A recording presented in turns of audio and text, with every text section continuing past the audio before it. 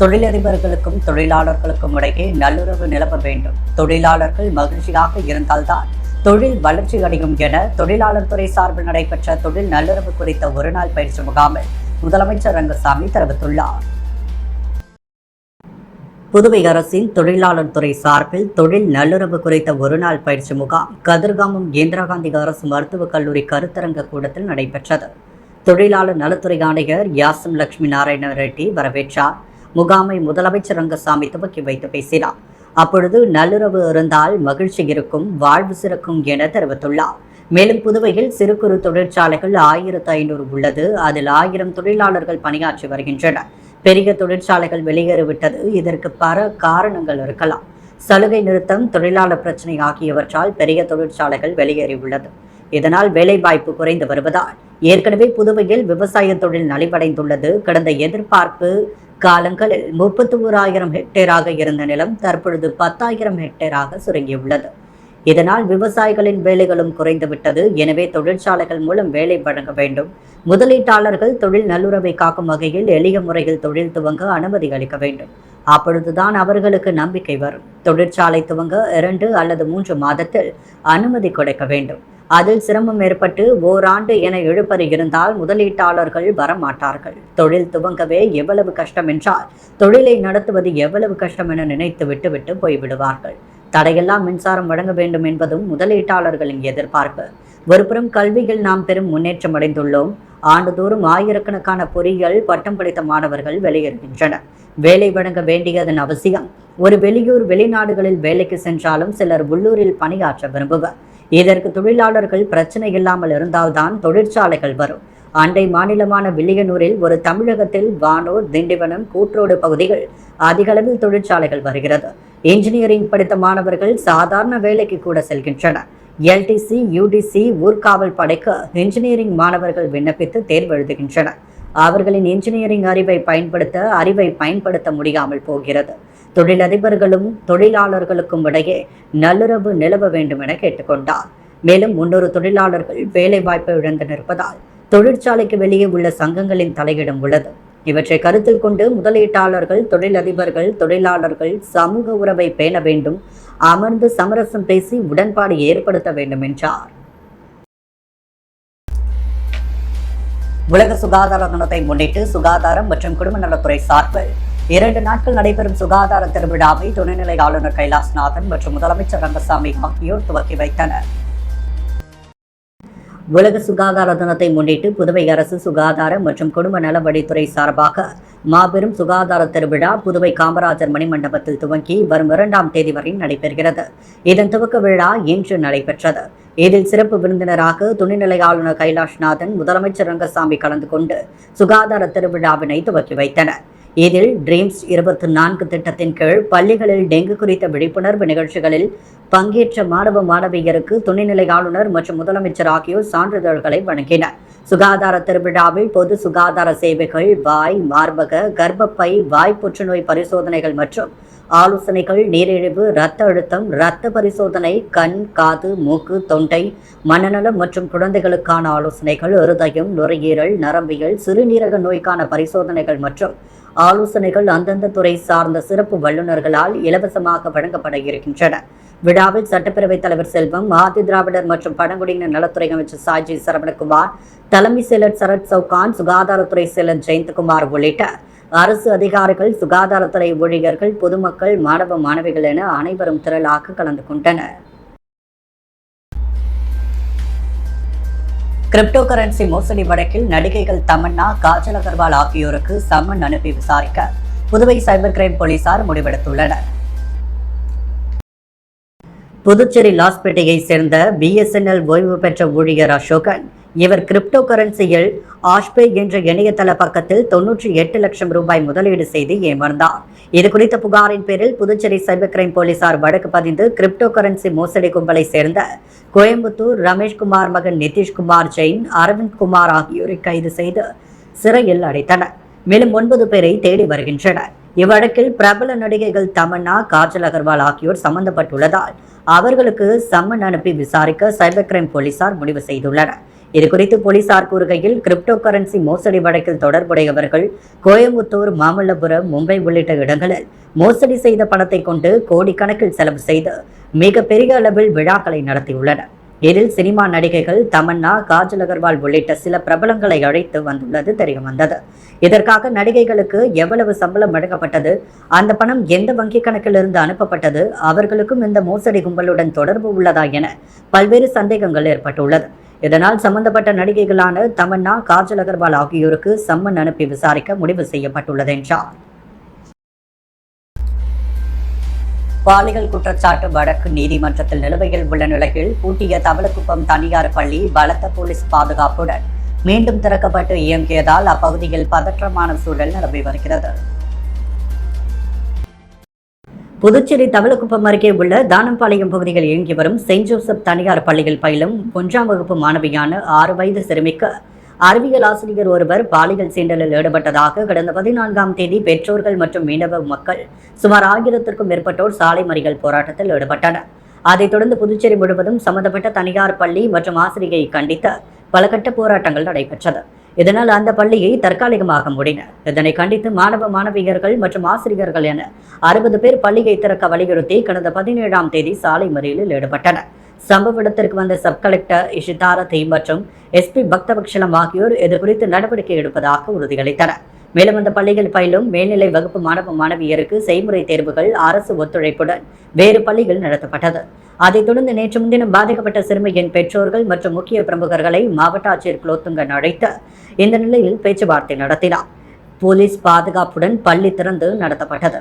இன்று மேலும் 10, 11, 12ஆம் வகுப்பை சேர்ந்த சுமார் 140க்கும் மேற்பட்ட மாணவர்கள் தற்சமயம் பயின்று வருவதாகவும் நாளை முதல் 1ஆம் வகுப்பு முதல் அனைத்து மாணவ மாணவியர்களும் வழக்கம் போல் பள்ளி இயங்கும் என கூறப்படுகிறது. பாலியல் குற்றச்சாட்டு வழக்கு நீதிமன்றத்தில் நிலுவையில் உள்ள நிலையில் பூட்டிய பள்ளியை பலத்த போலீஸ் பாதுகாப்புடன் திறந்து நடத்துவது அப்பகுதியில் பதற்றத்தை ஏற்படுத்தியுள்ளது. புதுச்சேரி தவளக்குப்பம் பள்ளியில் நடந்த சிறுமியின் பாலியல் வன்கொடுமையை மூடி மறைக்கும் என்ஆர் காங்கிரஸ் பாஜக கூட்டணி அரசை கண்டித்து இந்திய மாதர் தேசிய சம்மேளனம் சார்பில் கண்டன ஆர்ப்பாட்டம் நடைபெற்றது. புதுச்சேரி தவளக்குப்பம் பள்ளியில் சிறுமிக்கு நடந்த பாலியல் வன்கொடுமையை மூடி மறைக்கும் என்ஆர் காங்கிரஸ் பாஜக கூட்டணி அரசை கண்டித்தும் பாதிக்கப்பட்ட சிறுமியின் பெற்றோர்கள் மீது தாக்குதல் செய்த தவளக்குப்பம் காவலர்கள் மீதும் நடவடிக்கை எடுக்க வலியுறுத்தி இந்திய மாதர் தேசிய சம்மேளனம் சார்பில் கண்டன ஆர்ப்பாட்டம் நடைபெற்றது. கல்வித்துறை முன்பு நடைபெற்ற ஆர்ப்பாட்டத்தில் மாநில தலைவர் சாரதா தலைமை தாங்க 100க்கும் மேற்பட்ட பெண்கள் பங்கேற்று கோரிக்கைகளை வலியுறுத்தி கண்டன கோஷமிட்டனர். அரியாங்குப்பம் வட்டார வளர்ச்சி அலுவலகம் சார்பில் மகாத்மா காந்தி தேசிய ஊரக வேலை உறுதி திட்டத்தின் கீழ் மரவெளி தொகுதியில் பல்வேறு இடங்களில் நடைபெற உள்ள பணிகளின் துவக்க நிகழ்ச்சி சபாநாயகர் ஏம்பலம் செல்வம் தலைமையில் நடைபெற்றது. மகாத்மா காந்தி தேசிய ஊரக வேலை உறுதி திட்டத்தின் கீழ் மணவெளி சட்டமன்ற தொகுதி ஆண்டிகாரபாளையம் பகுதிகள் 5,50,000 ரூபாய் மதிப்பில் குறுக்கமேடு முதல் முப்பனாறு வரையுள்ள ஏரி வாய்க்காலை தூர்வாரி ஆழப்படுத்துதல், TN பாளையம் பகுதியில் நடைபெறும் மதிக்கெட்டான் வாய்க்கால் முதல் மல்ரெட்டி வாய்க்காலை 7,30,000 ரூபாய் மதிப்பில் தூர்வாரி ஆழப்படுத்துதல் மற்றும் நோனாங்குப்பம் டோல்கேட் பகுதியில் 3,03,000 ரூபாய் மதிப்பீட்டில் குள்ளக்கவுண்டர் தோப்பு முதல் மெயின் ரோடு வரை உள்ள புறம்போக்கு வாய்க்காலை தூர்வாரி ஆழப்படுத்துதல் ஆகிய பணிகளை சட்டப்பேரவைத் தலைவர் ஏம்பலம் செல்வம் அந்தந்த பகுதிகளுக்கு நேரில் சென்று துவக்கி வைத்தார். இந்த நிகழ்ச்சியில் வட்டார வளர்ச்சி அதிகாரி கார்த்திகேயன், உதவி பொறியாளர் ராமன், இளநிலை பொறியாளர் சிவஞானம், பணி ஆய்வாளர் கணேசன் மற்றும் ஆண்டிகார்பாளையம் பகுதி ஞானசேகரன், திருமால், வாழமுடி, ரமேஷ், TN பாளையம் பகுதி என்ஆர் காங்கிரஸ் பிரமுகர் மனோகர், கூட்டுறவு சங்க தலைவர் சுகாத்தியா, முனுசாமி, டோல்கேட் பகுதி SVS குமரன், மூர்த்தி, சிவபிரகாசம், பிரியா, தனஞ்சயன் உள்ளிட்ட அந்தந்த பகுதி முக்கிய பிரமுகர்கள் மற்றும் பொதுமக்கள் கலந்து கொண்டனர். புதுச்சேரி காவல்துறையில் இணைந்த 7 நாய்க்குட்டிகளை DGP ஷாலினி சிங் தலைமையிலான உயரதிகாரிகள் கொஞ்சி மகிழ்ந்தனர். புதுச்சேரி போலீஸ் துறையில் துப்பறிவு மோப்பநாய் பிரிவு செயல்பட்டு வருகின்றது. இப்பிரிவில் புதுவையில் 9, காரைக்காலில் 2 என மொத்தம் 11 மோப்பநாய்கள் இருக்க வேண்டும்.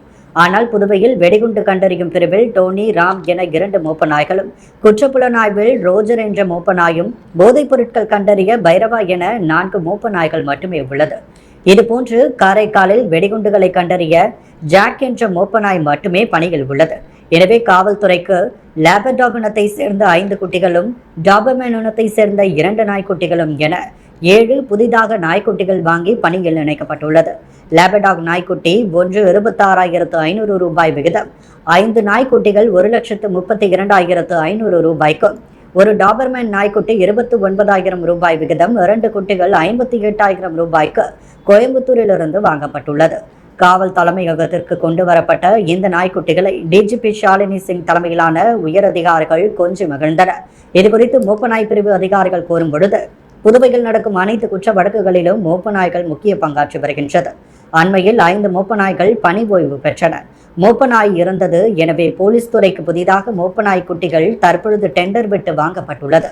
இவை 3 மாத குட்டிகள். இவை பயிற்சி அளிக்கப்பட்ட பின் புதுச்சேரி வெடிகுண்டு பிரிவில் 3, குற்றப்புலனாய்வு போதைப் பொருள் தடுப்பு பிரிவு 1 என இணைக்கப்படும். காரைக்கால் குற்றப்புலனாய்வில் 1, போதைப் பொருள் தடுப்பில் 1 என சேர்க்கப்படும் என கூறியுள்ளனர். திமுக தலைவர் தமிழக முதல்வர் மு க ஸ்டாலின் பிறந்தநாளை முன்னிட்டு நடத்தப்பட்ட ரத்த தான முகாமில் பேசிய எதிர்க்கட்சி தலைவர் சட்டமன்ற உறுப்பினர் சிவா, பல வகை பாயாசங்கள் வைத்திருக்கின்றோம், அதை விஜய்க்கு கொடுக்க காத்திருக்கின்றோம் என்று தெரிவித்துள்ளார்.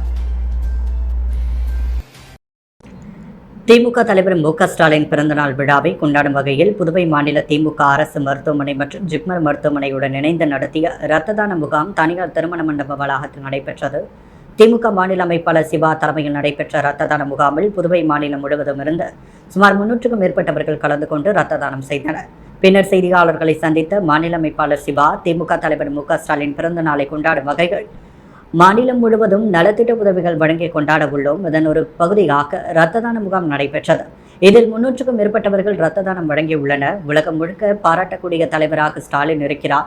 சிறந்த ஆட்சியாக திமுக ஆட்சி உள்ளது என்று குறிப்பிட்ட சிவா, பல வகை பாயாசங்கள் வைத்திருக்கிறோம், அதை விஜய்க்கு கொடுக்க காத்திருக்கிறோம் என்றும் தெரிவித்தார். மீனவர் சங்க கூட்டுறவு சங்க அலுவலகத்தில் நடைபெற்ற மத்திய அரசால் வழங்கப்படும் மீனவர்களுக்கான தற்காலிக சான்றிதழை செயலி மூலம் பதிவேற்றம் செய்து சட்டமன்ற உறுப்பினர் நேரு மீனவர்களுக்கு வழங்கினார். மத்திய அரசால் வழங்கப்படும் மீனவர்களுக்கான தற்காலிக சான்றிதழ் செயலி மூலம் பதிவேற்றம் செய்து வழங்கும் விழா புதுவை மீனவர் கூட்டுறவு சங்க உறுப்பினர்களுக்கான சங்க அலுவலகத்தில் நடைபெற்றது. நிகழ்ச்சியில் உருளையன்பேட்டை தொகுதி சட்டமன்ற உறுப்பினர் நேரு என்கின்ற குப்புசாமி கலந்து கொண்டு சிறப்புரையாற்றி அனைவருக்கும் மீனவர்களுக்கான சான்றிதழ் மற்றும் இந்நிகழ்ச்சியின் மீன்வளத்துறையின் துறை இயக்குநர் ராஜேந்திரன், சங்கத்தின் பொறுப்பாளர் அருண்குமார் ஆகியோர் கலந்து கொண்டு வழங்கினர். இந்த நிகழ்ச்சியில் சங்க நிர்வாகிகள் மற்றும் பஞ்சாயத்து நிர்வாகிகள், உறுப்பினர்கள் கலந்து கொண்டு சான்றிதழை பதிவேற்றம் செய்து பெற்றுக் கொண்டனர். விழாவில் சாம்பசிவம், கஜேந்திரன், குணசேகரன், ராமானுஜம், தயாளன், ஆறுமுகம் மற்றும் பலர் கலந்து கொண்டனர். காரைக்காலில் எஸ்டிபிஐ கட்சி சார்பாக மாபெரும் வக்ஃப் உரிமை மீட்பு பொதுக்கூட்டம் நடைபெற்றது. காரைக்கால் மாவட்டம் எஸ்டிபிஐ கட்சி சார்பாக வக்ஃப் உரிமை மீட்பு பொதுக்கூட்டம் காரைக்கால் மஸ்தான் பள்ளி வீதியில் நடைபெற்றது. காரைக்கால் மாவட்ட தலைவர் முகமது சித்திக் தலைமையில் நடைபெற்ற இந்த பொதுக்கூட்டத்திற்கு காரைக்கால் மாவட்ட துணைத் தலைவர் ஃபக்ருதீன் வரவேற்புரையாற்றினார். புதுவை மாநில பொதுச் செயலாளர் சுல்தான் கவுஸ் துவக்க உரையாற்ற தேசிய செயற்குழு உறுப்பினர் முகமது ஃபாரூக், தமிழ்நாடு மாநில செயற்குழு உறுப்பினர் KKSM தெஹ்லான் பாக்கவி, புதுச்சேரி மாநில தலைவர் வடக்கன்யர் ஃபரகத்துல்லா, விம் காரைக்கால் மாவட்ட தலைவி நசீரா பேகம் ஆகியோர் சிறப்புரையாற்றினர். இறுதியாக நிரவி திருப்பட்டினம் தொகுதி தலைவர் உமர் சும்சு நன்றி உரை வழங்கினார். இந்த பொதுக்கூட்டத்தில் எஸ்டிபிஐ கட்சியின் மாநில, மாவட்ட தொகுதி கலை நிர்வாகிகள் மற்றும் ஜமாத்தாரர்கள் மற்றும் ஊர் மக்கள் பலரும் பெருந்திரளாக கலந்து கொண்டனர். புதுச்சேரி சிறப்பு பொருளாதார மண்டலத்திற்காக சேதராப்பட்டு கிராமத்தில் கையகப்படுத்தப்பட்ட 800 ஏக்கர் நிலத்தில் புதிய தொழிற்சாலைகளை துவங்க மத்திய அரசின் ஒப்புதலை பெற்றுள்ளதாக அமைச்சர் நமச்சிவாயம் தெரிவித்துள்ளார். புதுவை அரசின் வணிகம் மற்றும் தொழில்துறை சார்பில் புதுச்சேரி ஸ்டார்ட் அப் ட்ரெண்ட் 2.0 என்ற கருத்தரங்கம் தனியார் ஹோட்டலில் நடைபெற்றது. கருத்தரங்கை தொழில்துறை அமைச்சர் நமச்சிவாயம் துவக்கி வைத்து பேசினார். அப்பொழுது புதுவையின் சேதராப்பட்டு கிராமத்தில் கையகப்படுத்தப்பட்ட 800 ஏக்கர் நிலத்தில் புதிய தொழிற்சாலைகளை துவங்க மத்திய அரசின் ஒப்புதல் பெற்றுள்ளோம். ஜூன், ஜூலை மாதத்தில் இது செயல்பாட்டுக்கு வரும். அதில் ஸ்டார்ட் அப்களுக்கு தனியிடம் ஒதுக்கப்படும். ஐடி, ஆட்டோமொபைல், பார்மசுவல் தொழிற்சாலைகள் வர உள்ளது என்றார்.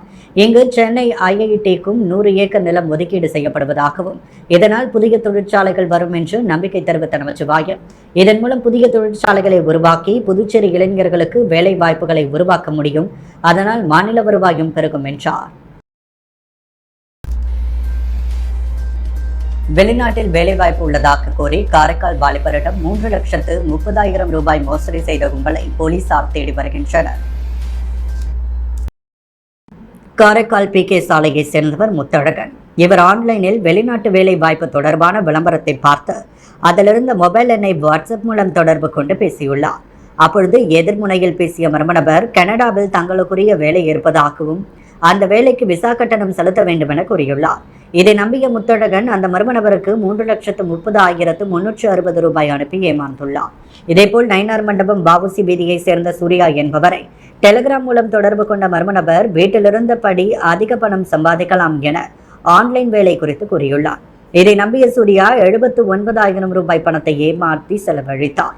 இதேபோல் ஆன்லைன் மோசடி கும்பலிடம் முதலியார்பேட்டையை சேர்ந்த ராஜசேகர் 50,000, லாஸ்பேட்டையை சேர்ந்த ராஜேஸ்வரி 35,090 இறந்த மதகடிப்பட்டை சேர்ந்த ஜெயராஜ் 40,000, நல்லபாடு சுனாமி நகரை சேர்ந்த ராமீலா 18,450, காரைக்காலை சேர்ந்த ஜெயசூர்யா 31,350 ரூபாய், மொத்தம் 7 பேர் 5,85,000 ரூபாய் பணத்தை அனுப்பி ஏமாந்துள்ளனர்.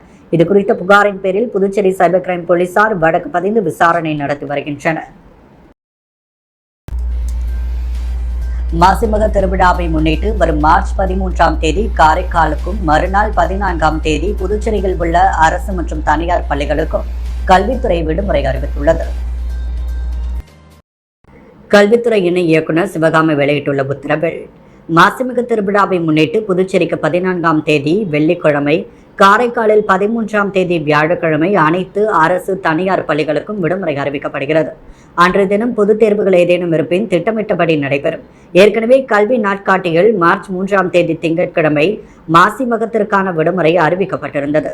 தற்பொழுது 13, 14ஆம் தேதியாக மாற்றப்பட்டுள்ளது. அதன்படி அந்த தேதியில் பள்ளிகள் வழக்கம் போல் செயல்படும் என அதில் தெரிவிக்கப்பட்டுள்ளது. முருங்கப்பாக்கம் ஸ்ரீ அங்காள பரமேஸ்வரி அம்மன் ஆலயத்தில் 66ஆம் ஆண்டு மயான கொள்ளை விழா நேற்று நடைபெற்றது. புதுச்சேரி முருங்கப்பாக்கம் பகுதியில் எழுந்தள்ளியுள்ள அருள்மிகு ஸ்ரீ அங்காள பரமேஸ்வரி அம்மன் ஆலயத்தில் 66ஆம் ஆண்டு மயான கொள்ளை விழா நேற்று நடைபெற்றது. ஆலயத்தில் கடந்த 19ஆம் தேதி சங்கராபரணி நதிக்கரையில் புனித நீர் திரட்டி கரகம் ஜோடிக்கப்பட்டு வீதி உலா நடைபெற்று கொடியேற்றத்துடன் துவங்கியது. தினந்தோறும் பல்வேறு வாகனங்களில் அம்மன் சிறப்பு அலங்காரத்தில் வீதி உலா நடைபெற்றது. தொடர்ந்து நேற்று முன்தினம் ரணகளிப்பு நிகழ்ச்சியும் நேற்று முருங்கப்பாக்கம் பகுதியில் மயான கொள்ளை விழாவும் நடைபெற்று இரவு அம்மன் புஷ்ப விமானத்தில் சுவாமி வீதி உலாவும் நடைபெற்றது. இதில் ஏராளமான பக்தர்கள் கலந்து கொண்டு சுவாமி தரிசனம் செய்து வழிபட்டனர். மேலும் இந்த விழாவில் முக்கிய விருந்தினர்களான அரியங்குப்பம் சட்டமன்ற உறுப்பினர் பாஸ்கரன் தட்சிணாமூர்த்தி, முன்னாள் அறங்காவலர் குழு தலைவர் பாஸ்கர், வட்டார காங்கிரஸ் தலைவர் ஐயப்பன், மாநில காங்கிரஸ் செயற்குழு உறுப்பினர் விஜயலட்சுமி, ஜெயமூர்த்தி, தனபால் ஆகியோர் கலந்து கொண்டு சிறப்பித்தனர். மேலும் இந்த விழாவிற்கான ஏற்பாடுகளை ஆலய நிர்வாக குழுவினர், விழா குழுவினர் மற்றும் ஊர் பொதுமக்கள் சிறப்பாக செய்திருந்தனர்.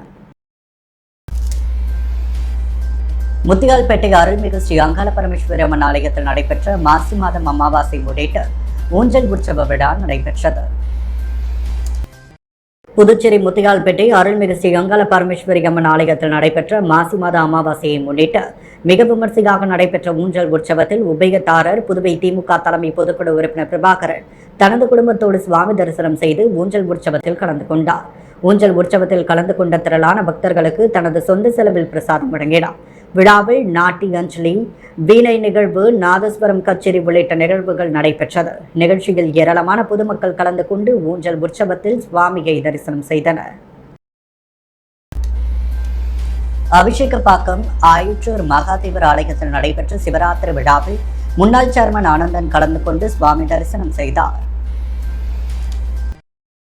மகா சிவராத்திரி இந்துக்களால் கொண்டாடப்படும் சிவனுக்குரிய விரதமாகும். இவ்விரதம் ஆண்டுதோறும் மாசி மாதத்தில் வரும் கிருஷ்ணபக்ஷ தேய்பிறை சதுர்த்தி திதிகள் இரவில் கொண்டாடப்படுகிறது. உலகம் முழுவதும் உள்ள சிவாலயங்களில் கொண்டாடப்படும் இந்த மகா சிவராத்திரி விழாவானது 6 ஜாம பூஜைகளாக நடைபெற்றது. இதில் ஒரு பகுதியாக அரியங்குப்பம் கொம்யூன் அபிஷேகப்பாக்கம் பகுதியில் அமைந்துள்ள ஆயுற்றூர் மகாதேவர் ஆலயத்தில் மகா சிவராத்திரி விழா நடைபெற்றது. இதில் 2ஆம் ஜாம சிவராத்திரி பூஜையில் அரியங்குப்பம் கொம்யூன் பஞ்சாயத்து முன்னாள் சேர்மன் ஆனந்தன் கலந்து கொண்டு சுவாமி தரிசனம் செய்தார். அவருக்கு ஆலய நிர்வாகிகள் சார்பில் பொன்னாடை போர்த்தி மாலை அணிவித்து மரியாதை செலுத்தினர். தொடர்ந்து நடைபெற்ற அன்னதான விழாவில் முன்னாள் சேர்மன் ஆனந்தன் கலந்து கொண்டு பக்தர்களுக்கு அன்னதானம் வழங்கினார்.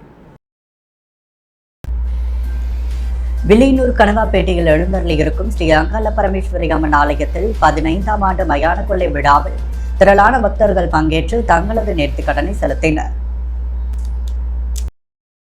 வெள்ளியனூர் கொம்யூன் கணுவாப்பேட்டை புதுநகர் போடை தெருவில் எழுந்தள்ளியிருக்கும் அருள்மிகு தேவி ஸ்ரீ அங்காள பரமேஸ்வரர் அம்மன் ஆலயத்தில் 15ஆம் ஆண்டு மயான கொள்ளை விழா கடந்த செவ்வாய்க்கிழமை அன்று கொடியேற்றத்துடன் துவங்கியது. தொடர்ந்து நேற்று முன்தினம் காலை அம்மனுக்கு சிறப்பு அபிஷேக ஆராதனைகள் நடைபெற்று மகாதீப ஆராதனைகள் காண்பிக்கப்பட்டது. மாலை ரணகலைப்பு நிகழ்ச்சியும் அம்மன் வீதி விழா காட்சியும் நடைபெற்றது. இதைத் தொடர்ந்து முக்கிய நிகழ்வாக கோட்டைமேடு மயானத்தில் மயான கொள்ளை விழா விமர்சையாக நடைபெற்றது. இதில் ஏராளமான பக்தர்கள் கலந்து கொண்டு சில்லறை நாணயங்கள், 10 ரூபாய், 20 ரூபாய் நோட்டுகள், தங்கள் நிலத்தில் விளைந்த பயிர் வகைகள், காய்கறிகள், பழங்கள், பிஸ்கெட் பாக்கெட்டுகள், குளிர்பானியங்கள் ஆகியவற்றை சூறை விட்டு வேண்டுதல்களை நிறைவேற்றினர். மயான கொள்ளை திருவிழாவில் ஏராளமான பக்தர்கள் கலந்து கொண்டு சுவாமி தரிசனம் செய்து வழிபட்டனர். பிற்படுத்தப்பட்ட மற்றும் சிறுபான்மை வகுப்பை சேர்ந்த பயனாளிகளுக்கு தள்ளுவண்டி மற்றும் இஸ்திரி பெட்டியை சட்டமன்ற உறுப்பினர் அனிபால் கென்னடி வழங்கினார். புதுவை உப்பளம் தொகுதிக்குட்பட்ட ஏழை, பிற்படுத்தப்பட்ட மற்றும் சிறுபான்மை வகுப்பை சேர்ந்த தள்ளுவண்டி தொழிலாளர்கள் மற்றும் இஸ்திரி பெட்டி தொழிலாளர்களுக்கு இலவச வண்டி மற்றும் இஸ்திரி பெட்டி வழங்கும் நிகழ்ச்சி திமுக உப்பளம் தொகுதி சட்டமன்ற உறுப்பினர் அனிபால் கென்னடி அலுவலகத்தில் நடைபெற்றது. சட்டமன்ற உறுப்பினர் அனிபால் கென்னடி பயனாளிகளுக்கு வண்டி மற்றும் இஸ்திரி பெட்டியினை வழங்கினார். இத்திட்டம் புதுச்சேரி பிற்படுத்தப்பட்ட மற்றும் சிறுபான்மை நலத்துறை மூலம் விண்ணப்பித்த பயனாளிகளுக்கு வழங்கப்பட்டது. தொகுதி செயலாளர் சக்திவேல், துணை செயலாளர் நிசார், கலை செயலாளர்கள் செல்வம், ஹிருதயராஜ், ராகேஷ், கழகத்தினர் வீரமணி, மோரிஸ், ரகுமான் ஆகியோர் உடனிருந்தனர். வமக்கிரபாளையம் மங்கள பரமேஸ்வரி அம்மன் கோவிலில் மாசி மாதத்தில் நடக்கும் மயான கொள்ளை திருவிழா கொடியேற்றத்துடன் துவங்கியது. திருவிழாவினையொட்டி கரகம் ஜோடிக்கப்பட்டு வீதி உலா வந்தது. அம்மனுக்கு சிறப்பு அபிஷேகங்கள் மற்றும் ஆராதனை நடைபெற்றது. தொடர்ந்து அலங்கரித்து வைக்கப்பட்டிருந்த கோவில் கொடி கும்பத்தில் கொடியேற்றப்பட்டது. இதில் சட்டமன்ற உறுப்பினர் நேரு, கோவில் நிர்வாக அதிகாரிகள் மற்றும் பக்தர்கள் கலந்து கொண்டனர். விழாவிற்கான ஏற்பாடுகளை கோவில் நிர்வாகிகள் செய்திருந்தனர். தேசிய அறிவியல் தினத்தை முன்னிட்டு முதலியார்பேட்டை வைஸ்மேன் பள்ளியில் அறிவியல் கண்காட்சி நடைபெற்றது. சிறப்பு விருந்தினராக பாரதிய ஜனதா கட்சி மாநில செயலாளர் டாக்டர் வெற்றி செல்வம் கலந்து கொண்டு கண்காட்சியினை துவக்கி வைத்தார். இந்நிகழ்ச்சியில் 1 முதல் 3ஆம் வகுப்பு வரை படிக்கும் மாணவ மாணவிகளுக்கு கைவினைப் பொருள் கண்காட்சிகளும், 4ஆம் வகுப்பு முதல் 9ஆம் வகுப்பு வரை உள்ள மாணவர்களுக்கு அறிவியல் கண்காட்சியிலும் பங்கேற்று சிறப்பு விருந்தினர் வெற்றி செல்வத்திற்கு சிறப்பாக செய்முறை விளக்கம் அளித்தனர்.